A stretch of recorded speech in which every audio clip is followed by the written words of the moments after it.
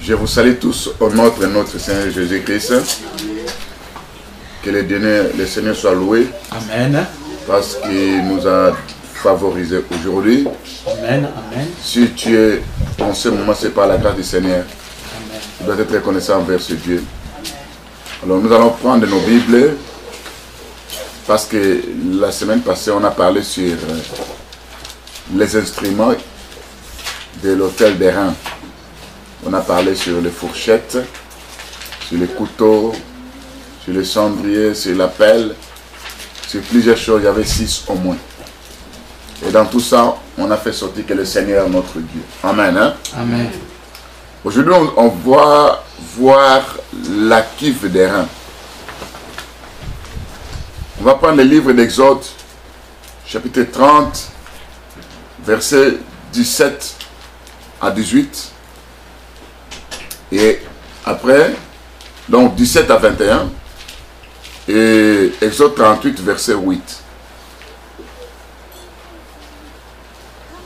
Quelqu'un peut lire.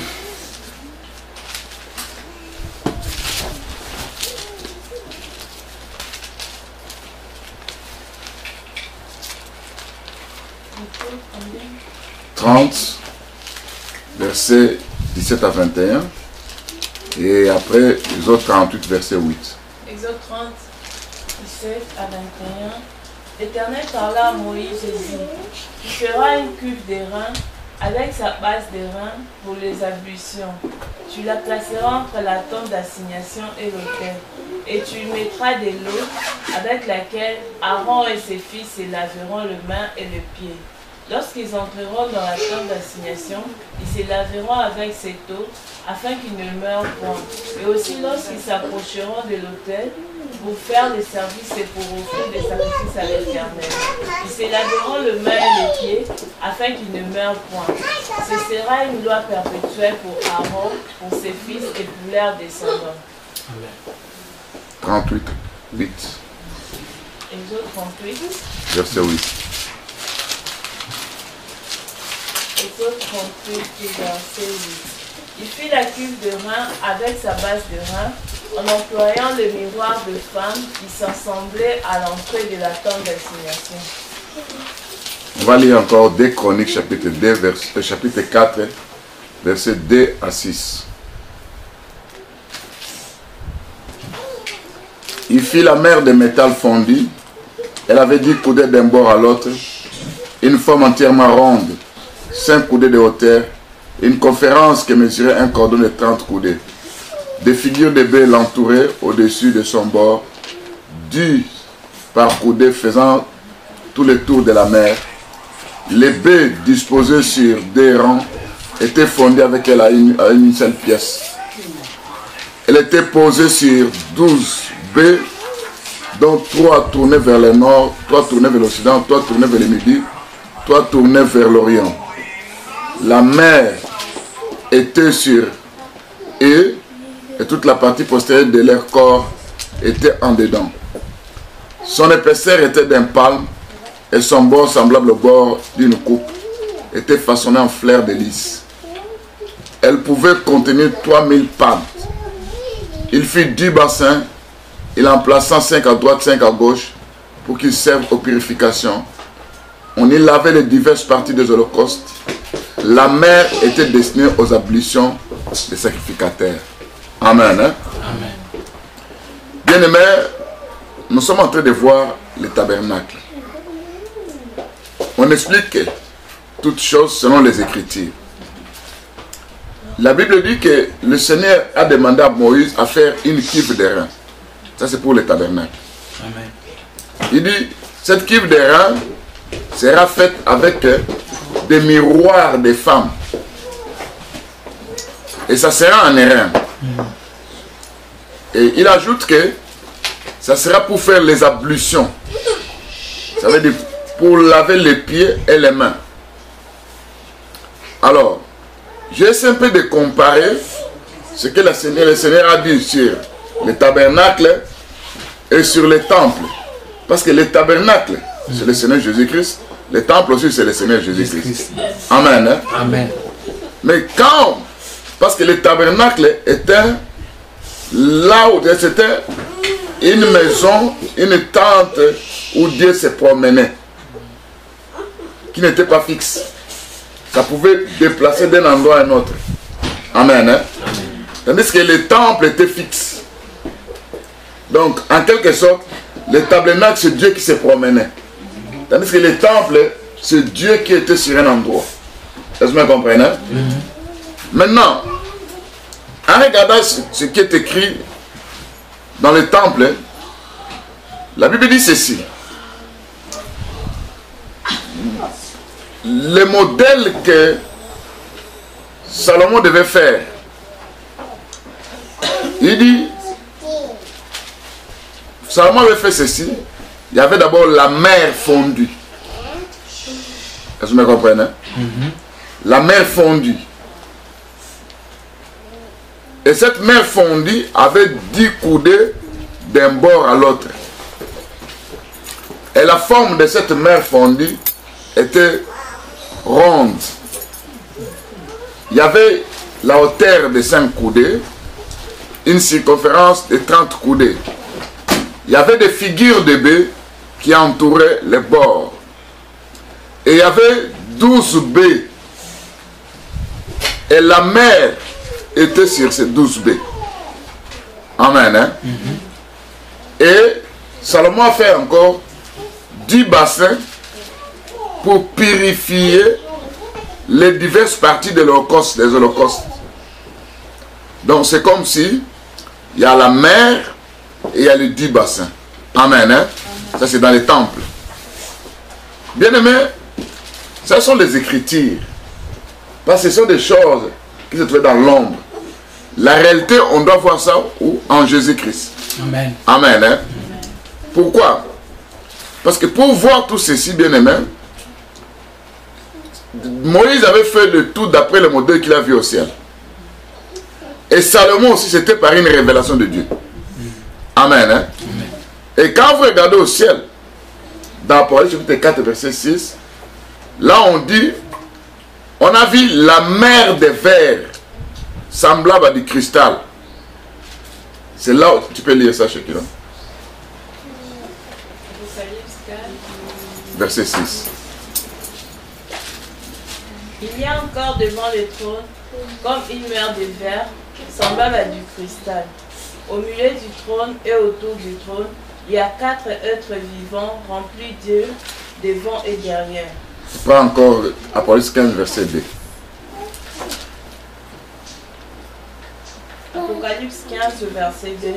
Et je vis comme une mer de verre mêlée de feu, et ceux qui avaient vaincu la bête et son image, et le nombre de son nom, debout sur la mer de verre, ayant des arbres de Dieu. Si je peux faire une synthèse, on nous parle d'abord de la cuve d'airain qui était faite par des miroirs provenant des femmes. Amen. Hein? Amen. Qui était juste après l'autel d'airain. C'était entre l'autel d'airain et les lieux saints. Ça, c'est dans les tabernacles. Dans les temples, on dit il y a la mer fondue. Donc la mer était là. On essaie d'écrire cette mer. On dit, en décrivant, on dit, ça avait une forme ronde. Il y avait la hauteur de 5 coudées. Il y avait la circonférence de 30 coudées. Il y avait des figures de baies. Et la mer était assise sur 12 baies. Et il y avait des bords. Sur ces bords, il y avait des fleurs qu'on essaie de décrire, des fleurs de lys. Maintenant, en regardant en haut, ça c'est le ciel. Ces gens qui voient maintenant un trône. Mais devant ce trône, ils voient la mer de verre semblable au cristal. Est-ce que vous comprenez? La mer qui était représentée sur la terre était dans le ciel. Aussi. Il dit encore ceci dans Apocalypse 15, verset 2. Il vit encore la mer de verre mêlée du feu. Donc dans cette mer de verre, il y avait du feu. Maintenant, on doit chercher à comprendre le pourquoi de tout ça. Amen. Hein? Amen. Quand vous lisez dans Colossiens chapitre 2, verset 2 à 3, la Bible dit que le mystère de Dieu, de savoir Christ. Et dans ce mystère de Dieu qu'on appelle le Christ, est caché tous les trésors de la sagesse et de la connaissance. S'il faut connaître, pour chercher à connaître exactement tout ça, nous devons voir ça dans la vie de qui? De notre Seigneur. Amen. Hein? Amen. Vous allez constater que le livre d'Esaïe va nous appuyer.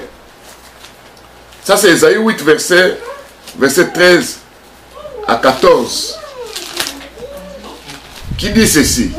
Esaïe 8, verset 13 à 14.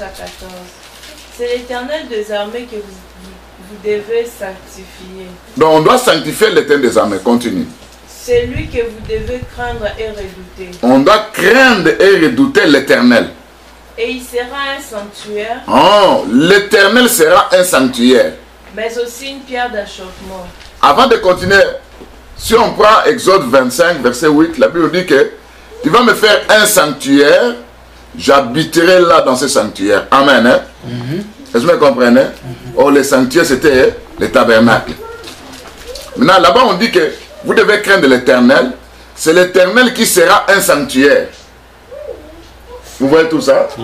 Ça veut dire maintenant, pour voir l'Éternel qui sera un sanctuaire, oh, le sanctuaire, c'est l'habitation de Dieu. Et pour prouver tout ça, bien aimé, vous allez voir que dans Colossiens chapitre 2, verset 9, la Bible nous dit que en Jésus-Christ habitait toute la plénitude de la divinité. Ça veut dire tout ce que nous voyons, on doit chercher ça en Jésus-Christ. Est-ce que vous comprenez? Amen. Parce que le sanctuaire était Jésus-Christ. En quelque sorte, quand on voit les temples étaient fixés quelque part. Mais le tabernacle se promenait. Est-ce que vous comprenez? Oh, quand Jésus-Christ est venu sur la terre en Israël, il était le tabernacle parce qu'il se promenait, qui était en mouvement. Est-ce que vous comprenez? Maintenant, quand nous regardons maintenant ce qui est écrit, on parle de la cuve des reins. Quel était le rôle de la cuve des reins? C'était pour faire les ablutions. Les ablutions, c'est le fait de prendre de l'eau, de se laver les pieds et les mains. Ça, c'est les ablutions. On va expliquer tout ça, qu'est-ce que ça signifie. Tandis que, quand on parle du tabernacle, du temple, on parle de la mer. Et la mer, selon les écritures qu'on vient de lire, ça avait pour rôle de faire les ablutions. Tandis que les 10 bassins qui étaient là, c'était pour purifier, pour laver tout ce qu'on venait avec pour faire le sacrifice devant le Seigneur. Est-ce que vous comprenez? Alors nous, on va voir tout ça. On doit chercher d'abord à comprendre que ça parle de Jésus-Christ. On doit faire sortir tout ça en Jésus-Christ.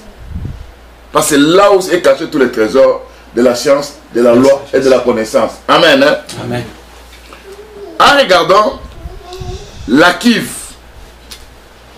La cuve est un vase, c'est un récipient. Amen. Hein? Or, quand vous regardez, la cuve était d'airain. On verra en Jésus-Christ ça, mais on va aller un peu plus loin pour voir à l'éternité comment c'était. C'est là que vous allez comprendre que dans l'airain, on voit le jugement de Dieu. Le dimanche écoulé, on avait parlé de notre Seigneur, on a vu ses pieds étaient d'airain. Amen. Hein? Il y avait l'autel d'airain, il y avait aussi la cuve d'airain. Ça veut dire, en quelque sorte, c'est comme si l'autel d'airain et la cuve d'airain représentent les pieds de Dieu. Est-ce que vous me comprenez? Parce que selon les Écritures, dans Apocalypse chapitre 1, verset 15, on dit, on a vu ses pieds étaient d'airain. Alors, maintenant, on dit ceci. Parce que les reins représentaient le jugement de Dieu. Oh, Jésus-Christ, hein, il était devenu notre justification. Parce que il a été trouvé digne d'être frappé, humilié, en fait de nous racheter. Si nous sommes justifiés aujourd'hui, c'est à cause de notre Seigneur Jésus-Christ. Amen. Hein? Maintenant, quand on parle de la cuve, c'est parler de notre Seigneur Jésus-Christ. C'est pourquoi vous allez voir qu'à l'intérieur de la cuve, il y avait de l'eau. Et on va voir maintenant de l'eau qui était en Jésus-Christ. Amen. On dit que c'était fait avec des miroirs de femmes. Or, quand vous regardez Jacques chapitre 1, verset 22 à 25, la Bible dit que celui qui écoute la parole de Dieu doit mettre ça en pratique. S'il ne met pas ça en pratique, il est semblable à un homme. Est-ce que tu es prêt? Tu peux lire? Jacques 2. Chapitre 1, verset 22 à 25. Jacques 1, verset 22 à 25. 22 à 25. Mettez en pratique la parole et ne vous bornez pas à l'écouter en vous trompant vous-même par de faux raisonnements. Car si quelqu'un écoute la parole et ne les met pas en pratique, il est semblable à un homme qui regarde dans un miroir son visage naturel. Vas-y lentement. Je reprends le 23. Car si quelqu'un écoute la parole et ne la met pas en pratique, il est semblable à un homme qui regarde dans un miroir son visage naturel. Tu peux t'arrêter d'abord là, d'abord. Il est semblable à un homme qui regarde à un miroir. C'est celui qui écoute. Donc c'est que le miroir représente la parole de Dieu qu'on écoute. Amen. Hein? Il voit quoi? Son visage naturel. Descend. Et qui, après s'être regardé, s'en va et oublie aussitôt quel il était. Cette personne qui ne met pas en pratique, ça veut dire il a vu son visage dans le miroir. Mais ce qu'il a vu sur son visage, il oublie ça. Est-ce que vous comprenez? Or, quand vous représentez la parole de Dieu, nous savons que dans le livre de Jean chapitre 1er, au verset 1, la Bible dit que le commencement était la parole. La parole était avec Dieu, la parole était Dieu. Au verset 14, on dit, la parole s'est faite chair, elle a habité au milieu de nous, plein de grâce et de vérité. Vous comprenez que le miroir, qui est la parole de Dieu, représente la parole. Est-ce que vous comprenez? Oh, la parole, c'est qui? C'est le Seigneur Jésus-Christ. Est-ce que vous comprenez? Alors, ça veut dire, tout ça, ça ne parlait que de notre Seigneur Jésus-Christ. Mais pour approfondir tout ça, quand vous regardez le Seigneur, parce que dans la vase, il y avait de l'eau, hein, à l'intérieur. Ça veut dire, le Seigneur était le récipient. Le Seigneur, notre Dieu, Jésus-Christ, son corps était la cuve. Vous êtes d'accord avec moi? Maintenant, quand vous lisez le livre de Jean chapitre 19, verset 34, la Bible dit que quand il était sur la croix, il y a un soldat qui est venu avec une lance, lui a percé les côtes. Et en ce moment-là, il y a eu de l'eau qui était sortie. Vous êtes d'accord avec moi? De l'eau et du sang. Et quand vous allez dans Jean chapitre, dans 1er Jean, chapitre 5, verset 6 à 8, la Bible dit que le Seigneur notre Dieu est venu avec de l'eau et du sang. Et c'est l'Esprit qui rend témoignage. Il y a trois choses qui rendent témoignage: l'eau, le sang et l'Esprit. Est-ce que vous comprenez? Ça veut dire la cuve qui portait de l'eau, c'est le corps de notre Seigneur qui avait l'eau vive et du sang. Est-ce que vous comprenez? Alors, quand vous regardez, on va un peu parler maintenant de ce qui était dans le ciel. Pourquoi? Parce qu'au ciel, on dit ceci, qu'on a vu la mer de verre qui était semblable au cristal. Et on ajoute encore qu'il y a la mer de verre mêlée du feu. On essaie un peu de décrire que c'est par rapport, c'est comparable à du cristal. Et il y avait à l'intérieur aussi du feu. Et tout ça, on doit voir où ça? En Jésus-Christ. Est-ce que vous comprenez? Prenons Ézéchiel chapitre 1er, verset 22. Avant de prendre Ézéchiel, 1er verset 22, on prend d'abord Job 37, verset 18.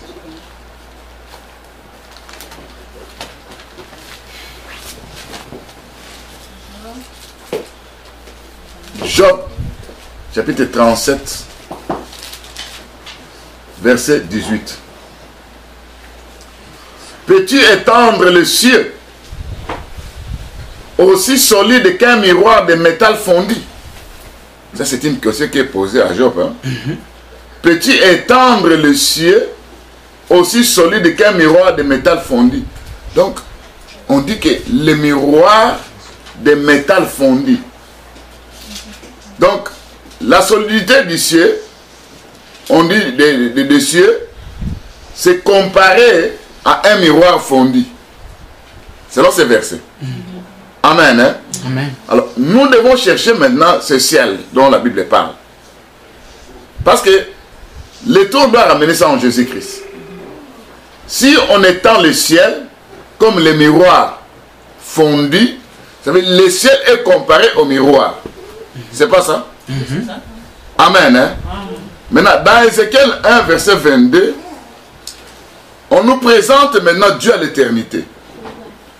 Du chapitre 1er, le chapitre 1er, du verset 4 jusqu'au verset 28, ça c'est Dieu à l'éternité, dans toute sa plénitude. Amen. Hein? On présente beaucoup de choses à la fois. Mais au verset 22, on dit, au-dessus des têtes des êtres vivants, il y avait comme un ciel de cristal. Est-ce que vous comprenez? Ça veut dire quand vous prenez les êtres vivants, il y avait 4 êtres vivants, c'était écrit sur le plan de la rédemption. Mais au-dessus de leur tête, on dit il y a un ciel qui est semblable au cristal. Est-ce que vous comprenez? Or, je vous ai dit que le cristal, c'est une substance très dure et très limpide. Hein? Ça veut dire, on voit les êtres vivants, maintenant on voit maintenant au-dessus de leur tête, il y a un ciel. Or, la mer des vers était semblable à du cristal. Vous êtes d'accord avec moi? C'est comme s'il y avait la mer des vers au-dessus des têtes des êtres vivants. Vous êtes d'accord avec moi? C'est pourquoi, bien aimé, le cristal représente la pureté. Quelque chose de transparence, quelque chose de clair. C'est ça même le miroir. Devant le miroir, tu dois voir tout clair. Est-ce que vous comprenez? Oui. Maintenant, quand on compare le ciel à du cristal, le ciel qui est comparé à la mer, le ciel qui est comparé à des vers, bien aimé, on va continuer à lire toujours quoi? Ézéchiel maintenant, chapitre 1er, verset 26. Parce qu'on est en train de parler de Dieu. Parce que quand on va aller regarder la description de ces êtres vivants, la Bible dit que en bas, donc sur leurs pieds, il y avait 4 pneus. Hein? Ça c'est dans Ézéchiel 1er toujours. Les 4 pneus étaient remplis de yeux. Maintenant, ici en haut, on parle de 4 êtres vivants. On parle de l'homme, de l'aigle, du bœuf et du lion. Maintenant, au-dessus de leur tête, c'est là où nous voyons maintenant le ciel, qui est comme la mer du cristal. Amen. Maintenant, au verset 26, dans Ézéchiel 1er, au-dessus du ciel qui était sur leur tête, il y avait quelque chose de semblable à une pierre de saphir, en forme de trône, et sur cette forme de trône apparaissait comme une figure d'homme placée dessus en haut. Amen. Hein? Donc, on essaie de nous expliquer ce que Ézéchiel avait vu. Parce que si on ne connaît pas Dieu à l'éternité, on risque de dire n'importe quoi. Amen. Amen. Je suis tenté d'aller lentement et sûrement au-dessus du ciel qui était sur leur tête. Au-dessus du ciel, vous savez, il y a les êtres vivants. Au-dessus d'eux, on voit maintenant quelque chose semblable à une pierre de saphir. Et on dit en forme de trône. De l'autre côté, on a dit que c'était le ciel semblable à du cristal. Hein? Mais ici, on appelle ça le trône de Dieu. Est-ce que vous comprenez? On dit semblable à une pierre de saphir. Quand on dit que semblable à une pierre de saphir, oh bien-aimé, la matière première qu'on appelle le saphir est bleu, mais bleu transparent. Est-ce que vous comprenez? Ça, c'est ça qu'on appelle le trône.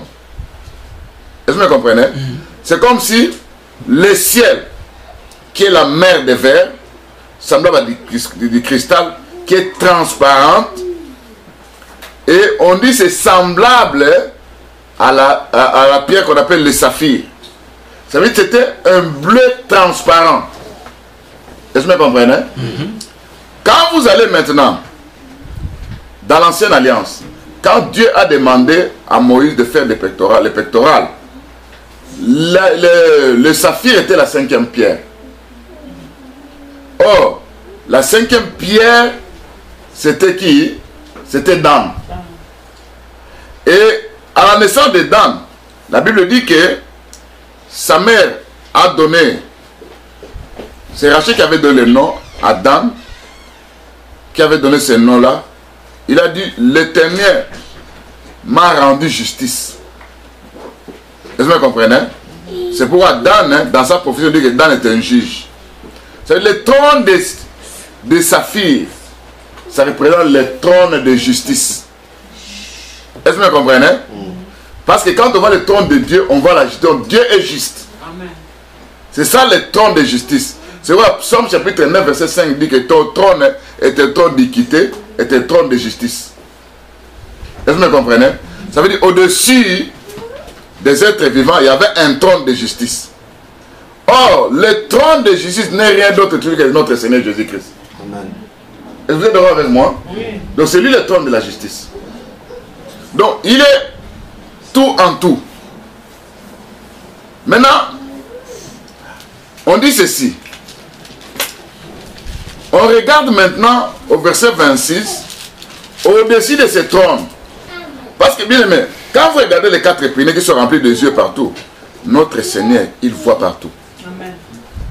Ça, c'est les pieds. Quand on voit maintenant les 4 êtres vivants, le bœuf, l'aigle, l'homme et le lion, ça c'est Christ sur le plan de la rédemption.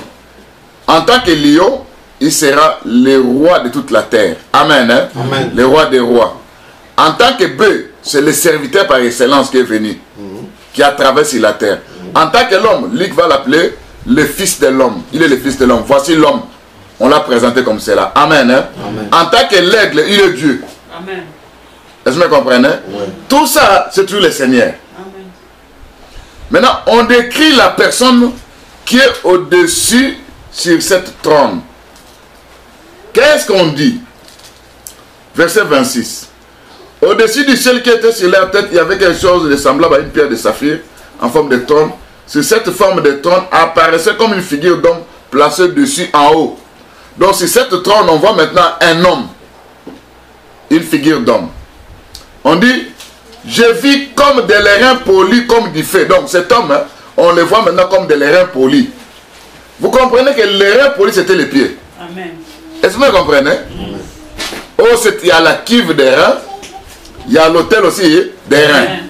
Mais on voit l'homme qui est assis sur le trône. Hein, la Bible dit que je vis encore comme des lérins polis, comme du feu. Vous comprenez que les reins, c'est lui. La cuve, c'est lui. L'autel des reins, c'est lui aussi. Amen. Est-ce que vous comprenez? C'est l'homme qui est assis sur le trône qui a tout ça. On dit, au-dedans duquel était cet homme, il y avait du feu qui rayonnait tout autour. Oh, je veux dire que la mer des vers était mêlée du feu aussi. Parce que la mer des vers, c'est le trône. Hein? On appelle ça le ciel. Et la Bible dit que il descendit le ciel, il abaissa le ciel et il descendit. Vous comprenez que celui qui fut abaissé pour un temps, hein, c'est le Seigneur. Le seul qui était descendu, c'est notre Seigneur. Amen. Donc le trône de Dieu là, c'est le Seigneur. Est-ce que vous comprenez? Est-ce que c'est C'est là où bien aimé, vous devez comprendre que le Seigneur, on dit, on voit depuis la forme des serrés jusqu'en haut et en bas, il y a du feu. C'est comme une lumière éclatante. Ça veut dire, la personne qu'on est en train d'écrire, il est à la fois l'airain, à la fois aussi le feu, et aussi une lumière éclatante. Amen. Oh, quand vous regardez notre Seigneur lui-même, la Bible dit dans Jean 1er verset 9, oui, que cette lumière était la véritable lumière, en venant dans le monde, devait éclairer tout le monde.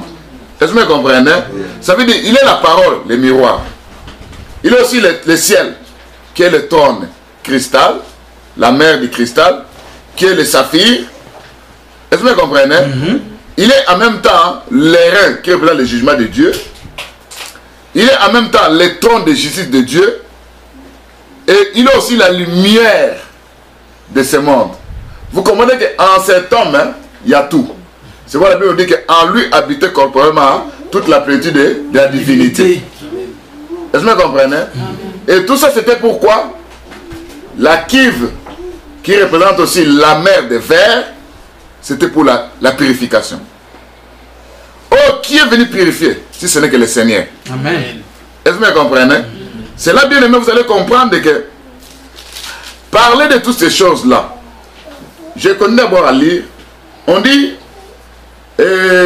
au verset 28, non, 27, je vis encore comme de l'airain poli, comme du fer au-dedans duquel était cet homme qui rayonnait tout autour, depuis la forme des serrés jusqu'en haut, depuis la forme des serrés jusqu'en bas. Je vis comme du feu, comme une lumière éclatante dont il était environné. Donc il était environné de la lumière. Donc lui-même était la lumière. Amen. Hein? Amen. C'est lui qui est la lumière du premier jour. On dit, tel l'aspect de l'arc qui est dans la nuée en un jour de pluie. Donc cette lumière, c'est comme l'arc en un jour de la pluie. Oh, vous n'oubliez pas que l'arc a été donné dans Genèse chapitre 9, verset 13 à 16, pour apaiser la colère de Dieu. Quand je vais rassembler la pluie pour frapper la terre, et que je voyais l'arc, je ne peux plus frapper. Amen. Hein? On voit maintenant cet homme environné de l'arc-en-ciel. Cette lumière était l'arc-en-ciel. Donc c'était la grâce. Est-ce que vous comprenez? Bien aimé, c'est là, bien aimé, vous allez comprendre que le Seigneur notre Dieu, quand on a parlé des ablutions, on a dit ceci.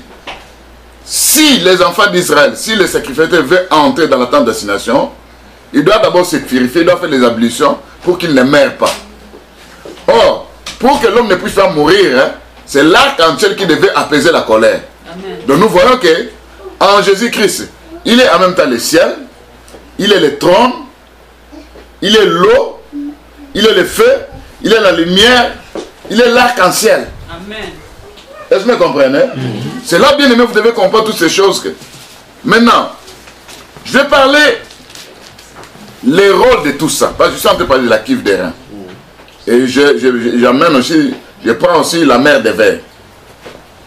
Tout ça, c'est le trône de Dieu. Or, le trône de Dieu, c'est Jésus-Christ lui-même. Maintenant, vous allez constater quelque chose. Dans Exode 29, verset 4, on dit l'ablution avait pour rôle de laver les mains et les pieds. Or, ça c'est Exode 29, verset 4. Mais dans 2 Chroniques, chapitre 4, verset 6, on dit la mer des vers avait pour rôle de faire l'ablution. C'est comme si la cuve des reins est égale à la mer des vers. Est-ce que vous voyez tout ça? Je parle des mêmes choses. On peut lire ça pour la meilleure compréhension. Exode 29, verset 4. Verset 4. Tu feras avancer Aaron et ses fils vers l'entrée de la tente d'assignation et tu les laveras avec de l'eau. Continue. Tu prendras les vêtements. Et non, tu peux t'arrêter là-bas. Ça c'est Exode 24, verset 29, verset 4, c'est ça? Oui. Maintenant, Exode 2 Chroniques, chapitre 4, verset 6. On dit ceci. Il fit 10 bassins, il en plaça 5 à droite et 5 à gauche pour qu'ils servent aux purifications. On y lavait les diverses parties des holocaustes. La mer était destinée aux ablutions des sacrificateurs. Vous comprenez que pour que les sacrificateurs puissent être en fonction, il doit laver ses mains et ses pieds. Ça, ce sont les ablutions. Amen. Hein? Et la mer des vers servait aux ablutions. Donc, pour vous dire que la mer des vers était la cuve des reins. Maintenant, le rôle de tout ça, c'est quoi? Premièrement, c'est là où l'homme doit être purifié, lavé. Donc, ça parle premièrement de la régénération. Quand je parle de la régénération, ça, je parle de la nouvelle naissance. Tu vois, le Seigneur a dit chez Jean-Baptiste, chez Nicodème, que tu dois naître de nouveau pour entrer dans le royaume des cieux. Tu dois naître d'eau et d'esprit. Amen. Maintenant, en regardant ce que le Seigneur est en train de dire, donc on voit aussi dans ça les baptêmes. Donc il y a premièrement la régénération, la nouvelle naissance. Deuxièmement, les baptêmes. Troisièmement, la purification quotidienne. Et là où je vais détailler toutes choses pour vous faire comprendre quelle est la purification que les hommes de Dieu doivent faire, ceux qui croient en notre Seigneur Jésus-Christ. Un jour, le Seigneur, avant de partir, il devait accomplir ce qui était écrit dans la loi, parce qu'il est venu accomplir ça. Amen. Dans Jacques 13, au verset 5, jusqu'au verset 15, Jésus-Christ, avant de mourir, il prend un bassin, il met de l'eau. Et quand il met de l'eau, qu'est-ce qu'il fait? Verset 5, vous descendez. Ensuite, il versa de l'eau dans un bassin et il s'est mis à laver les pieds des disciples. Il commence d'abord à laver les pieds de ses disciples. Et à les essuyer avec les linges dont il était saint. Bon, continue. Il vint donc à Simon-Pierre et Pierre lui dit, « Toi, Seigneur, tu me laves le pied. » Jésus lui répondit, « Ce que je fais, tu ne les comprends pas maintenant, mais tu les comprendras bientôt. Pierre lui dit, « Non, jamais, tu ne me laveras pas les pieds. » Jésus lui répondit, « Si je ne te lave, tu n'auras point de part avec moi. » Si je ne te lave pas, tu n'auras pas de part avec moi. C'est que le lavage des pieds apporte la communion avec Dieu. Amen. Hein? Amen. Si quelqu'un n'est pas lavé, ça veut dire qu'il n'aura pas la communion avec Dieu. Est-ce que vous me comprenez? Donc il sera impie. Est-ce que vous me comprenez? Oh, les pieds qui représentent notre marche. Vous n'oubliez pas que quand on était dans le monde, on faisait du n'importe quoi. Et en venant chez Dieu, pour que Dieu te reçoive, tu dois d'abord te purifier. Amen. Hein? Ta façon de marcher. Continue. Au verset 10. Verset 10. Jésus lui dit, celui qui est lavé n'a besoin que de se laver les pieds pour être entièrement pur. Et vous êtes purs, mais non pas tous. Car tu peux t'arrêter là-bas. Celui qui est lavé n'a pas besoin de se laver le corps entier parce qu'il est pur.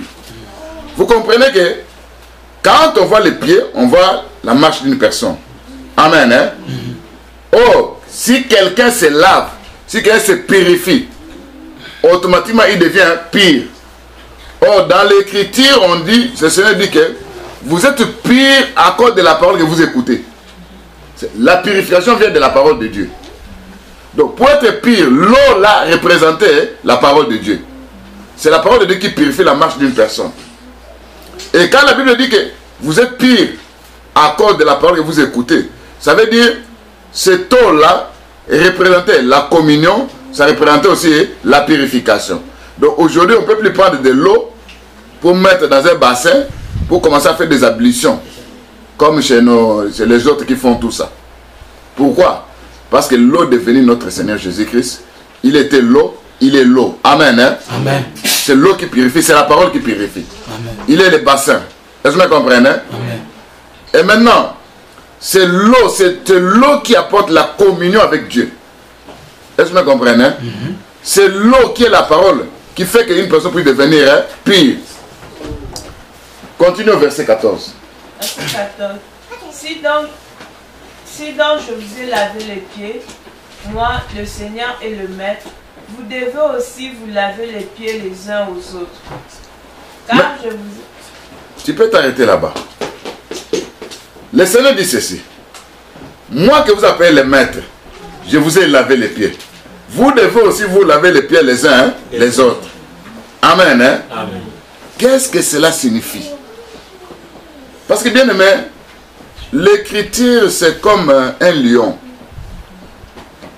À supposer par exemple que tu es dans une église où il y a 5000 personnes. Et qu'on dit par exemple vous devez commencer à vous laver les pieds. Maintenant on doit chercher tous des bassins. Hein? On va commencer à se laver les pieds. Oh, tout ça c'était un langage codé. Parce que le Seigneur dit, Pierre, tu ne comprends pas cela aujourd'hui, mais tu comprendras ça après un temps. Quel est ce temps? Ça veut dire le temps où les saints devaient descendre. Et vous ne verrez jamais un endroit où les apôtres ont fait ça. Est-ce que vous comprenez?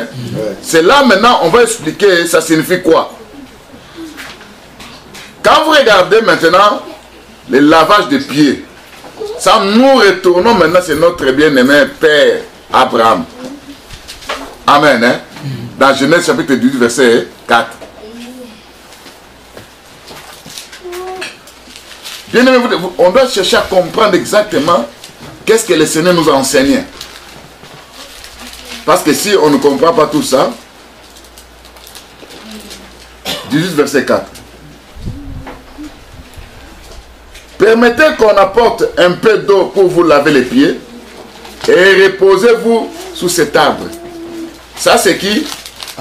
C'est Abraham qui a vu 3 personnes venir pendant la chaleur du jour. Et il va dire à ces hommes, à ces 3, venez entrer dans ma tente, prenez ce lot pour vous laver les pieds. Qu'est-ce que ça représentait? Parce que c'était Dieu qui était là-bas. Est-ce que vous comprenez? Et Abraham ne peut pas purifier Dieu. Ça représentait l'hospitalité. Est-ce que vous saisissez? Parce que l'hospitalité, c'est ça que le Seigneur nous demande en tant qu'affaire de dire, on doit exercer l'hospitalité. Parce que en recevant, beaucoup ont reçu les anges. Il y a des anges physiques. Le Seigneur dit que des anges, vous allez voir les anges monter et descendre. Les anges dans la chair, il y a les anges aussi spirituels. Dans l'hospitalité bien-aimé, c'est là où on va voir les œuvres, les bonnes œuvres. Parce qu'aujourd'hui, bien-aimé, dans le Seigneur, tu dois comprendre, à savoir, tu vas chercher à savoir que quand tu n'exerces pas l'hospitalité, tu ne verras jamais Dieu. Est-ce que vous me comprenez? Et le Seigneur a dit un jour que tout ce que vous avez fait à l'un des plus petits, vous avez fait ça à moi. Est-ce que vous me comprenez? Est-ce qu'en regardant d'abord ces versets, tu peux te dire que toi tu fais l'hospitalité? Parce que c'est recevoir quelqu'un. Amen. Hein? Et en recevant, qu'est-ce qui s'est passé? Il a donné la nourriture, il a donné à manger. Et vous savez que quand Dieu mange, c'est là où Dieu commence à parler. Après avoir mangé, c'est Dieu qui va dire, est-ce que je vais laisser Abraham comme cela? Je dois lui expliquer le tout, parce que je vais détruire Sodome et Gomorrhe. C'est pour dire que Dieu révèle ses secrets là où il y a l'hospitalité. Amen. Hein? Parce que quand on ne sait pas l'hospitalité, ça veut dire, c'est comme quelqu'un qui dit que j'aime Dieu, mais qui n'a pas l'amour. Est-ce que vous me comprenez? Est-ce que vous me saisissez? On dit encore, ça c'est le lavage des pieds qui représente l'hospitalité. Maintenant, le lavage des mains. C'est notre bien-aimé David. Dans Psaume 26, verset 6, qui dit ceci.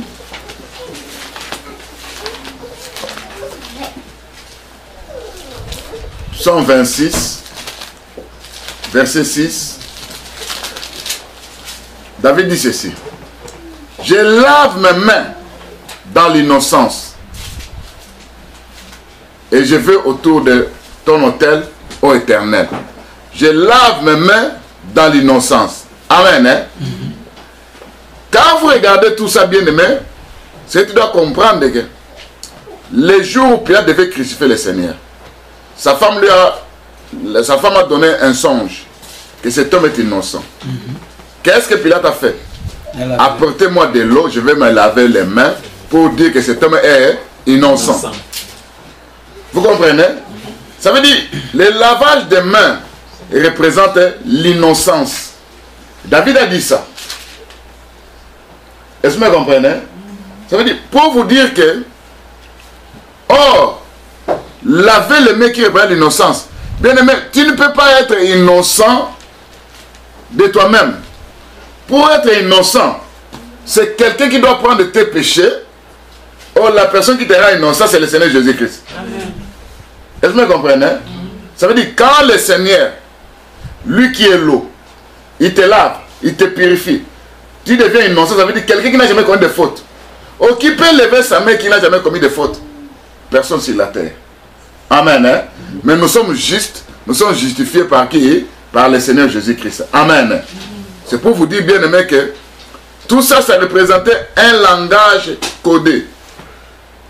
Les ablutions, lavage des mains, lavage des pieds, qui représentaient d'abord le baptême, la régénération, la purification, ça représentait aussi l'hospitalité, ça représentait aussi l'innocence. On est innocent, c'est en recevant Jésus-Christ, en demandant pardon à Dieu, en reconnaissant la seigneurie de notre Seigneur. Amen. Hein? Mais vous allez voir qu'on ne lavait pas seulement les mains et les pieds, il y avait aussi la figure. Parce que quand vous regardez, le Seigneur a dit dans Matthieu 6, verset 17 que si tu fais ton jeûne de prière, tu dois laver ta figure. Amen. Hein? Laver la figure, bien aimé, c'est ça même, regarder le miroir. Parce que quand on regarde le miroir, c'est là où on voit maintenant ce qui se trouve sur la figure. On constate que voilà, il y a un défaut, quelque chose qui ne va pas, alors je dois enlever ça. C'est le miroir qui doit te faire voir comment tu es. C'est pourquoi le Seigneur a dit un jour, dans Matthieu chapitre 7, verset 3, il dit, pourquoi vois-tu la paille qui est dans l'œil de ton frère, mais tu n'aperçois pas la poudre de ton œil? Ça veut dire, c'est la figure, hein? Il y a des choses. On parle de quoi?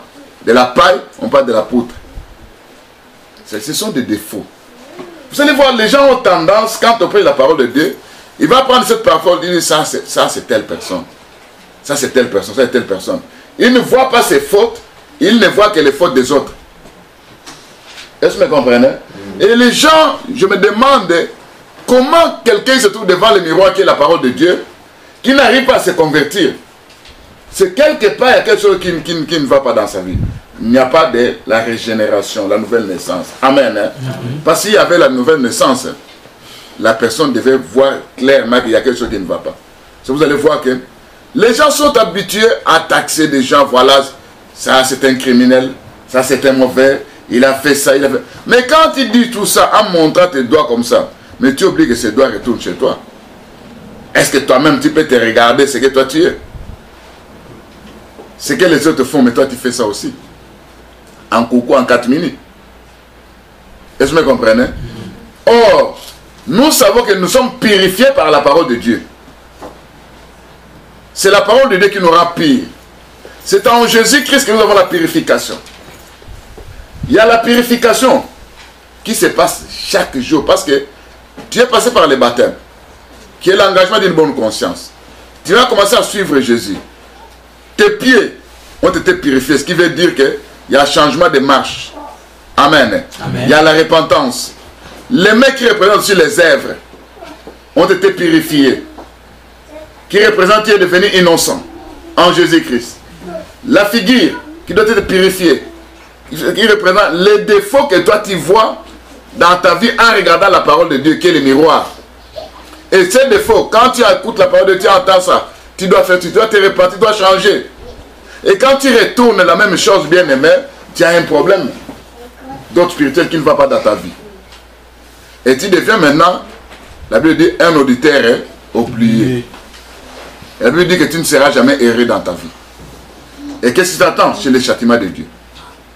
Est-ce que vous me comprenez? C'est pour vous dire, bien aimé, que en tant qu'enfant de Dieu, dans Matthieu chapitre 5, verset 8, la Bible dit que heureux ceux qui ont le cœur pur, car ils verront Dieu.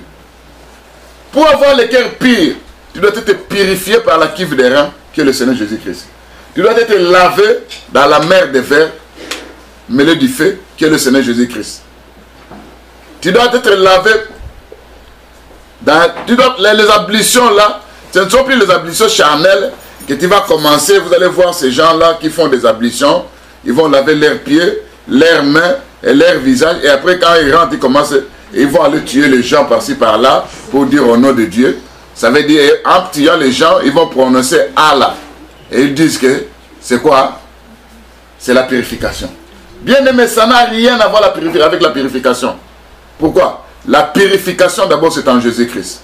C'est en recevant notre Seigneur Jésus-Christ que nous aurons la purification de nos cœurs. Amen. Amen. Parce qu'il pénètre dans ta vie, il t'apporte la purification. Il y a les changements, mais tu commences à te découvrir. Tu vois ta vie, tu commences à constater que réellement, même ceux qui sont restés dans le judaïsme, bien aimés, qui font des ablutions, parce qu'ils font ça, ils oublient que l'eau, qui est la parole de Dieu qui nous purifie, c'est le Seigneur Jésus-Christ.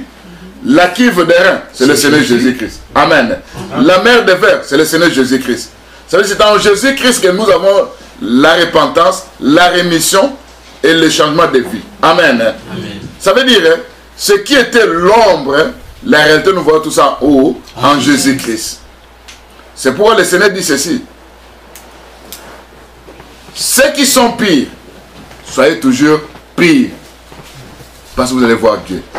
Mais ceux qui se suivent encore. Ça c'est Apocalypse chapitre 22, verset 11, qui dit, celui qui est injuste, soit encore injuste. Et celui qui se suit encore. Mais celui qui pratique la justice, doit pratiquer encore la justice. Or, nous savons que le trône de la justice, c'est notre Seigneur Jésus-Christ. Amen. Hein? Nous, parce que la Bible dit que notre justice est un vêtement souillé. Donc, on doit se revêtir dans notre Seigneur Jésus-Christ, qui est la justice de Dieu. Amen. Et vous allez voir, bien aimé, que parler de tout ça, bien aimé, c'est parler de l'œuvre que le Seigneur est en train de faire aujourd'hui, où tout enfant de Dieu qui naît de nouveau dans le Seigneur, il passe par cet acte-là. C'est-à-dire qu'il y a les ablutions dans sa vie qui se présentent, il y a la repentance, il y a la purification, il y a la rémission des péchés, il y a le changement de la vie d'une personne, il y a les œuvres qui changent.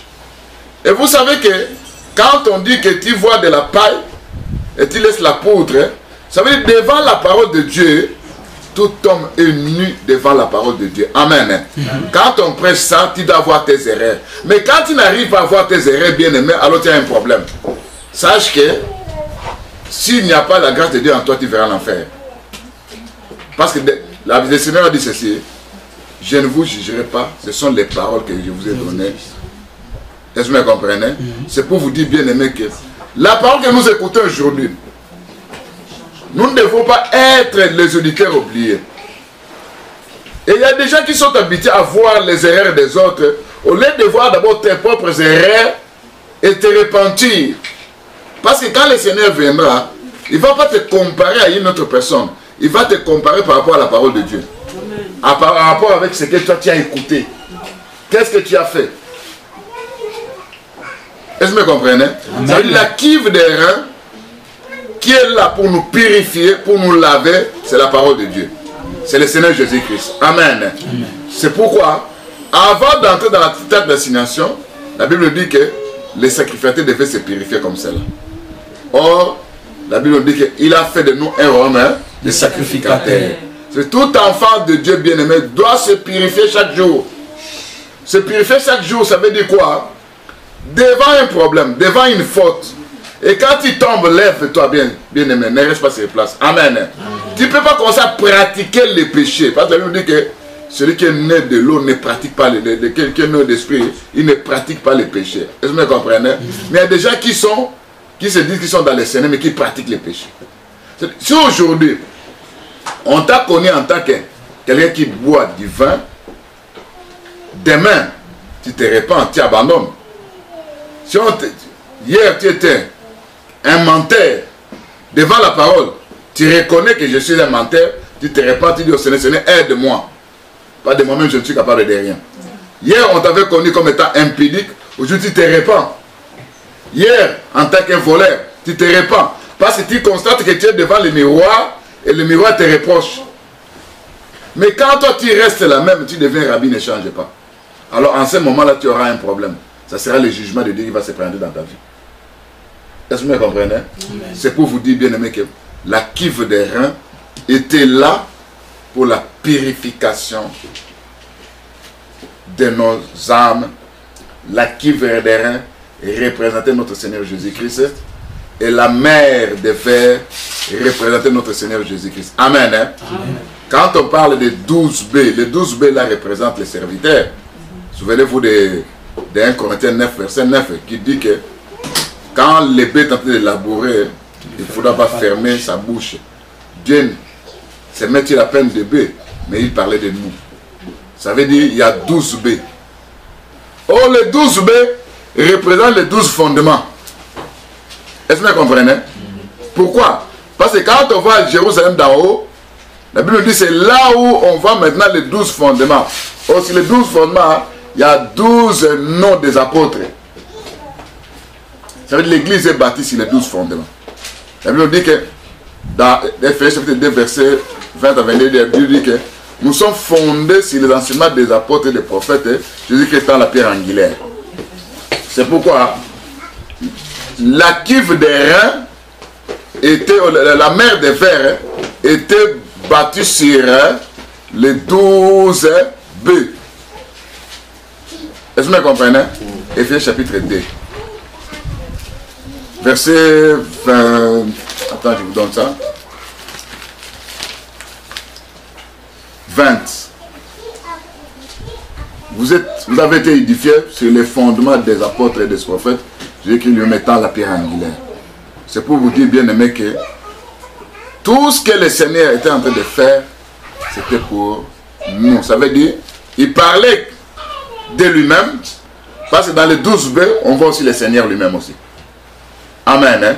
Ça aussi, c'est notre enseignement. Ça veut dire, la cuve, la mer de fer, c'était le Seigneur Jésus. Aujourd'hui, si nous sommes purifiés, c'est à cause des enseignements que les apôtres nous ont amenés. Et quand toi tu rejettes les apôtres et les prophètes, automatiquement tu rejettes Christ. Amen. Hein? Parce que tout ce que nous étudions aujourd'hui, nous avons appris ça chez qui? Chez les apôtres. On ne va plus commencer à se laver les pieds. On ne va plus commencer à se laver les mains. On va plus faire tout ça. On doit amener la parole de Dieu dans nos vies, qui va nous purifier, qui va purifier nos marches, nos œuvres, qui va nous sanctifier.